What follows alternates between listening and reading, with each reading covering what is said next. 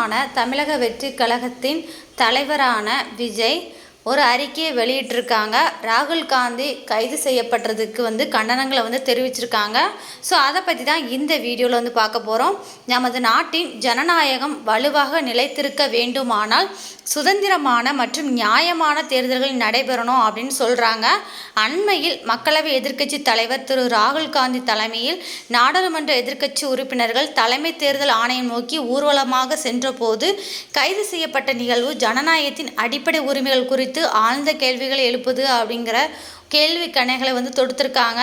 கடந்த டிசம்பர் மாதம் நடைபெற்ற எல்லோருக்குமான தலைவர் அம்பேத்கர் புத்தக வெளியீட்டு விழாவில் நான் பேசிய போது நம் நாடு முழுமையான வளர்ச்சி அடைய வேண்டுமானால் ஜனநாயகம் பாதுகாக்கப்படணும் அப்படின்னு சொல்லியிருக்காங்க. ஜனநாயகம் பாதுகாக்கப்பட வேண்டும் என்றால் நமது அரசியலமைப்பு சட்டம் பாதுகாப்பாக இருக்கணும் அப்படிங்கிறதையும் ஆணித்தரமாக தெரிவிச்சிருக்காங்க.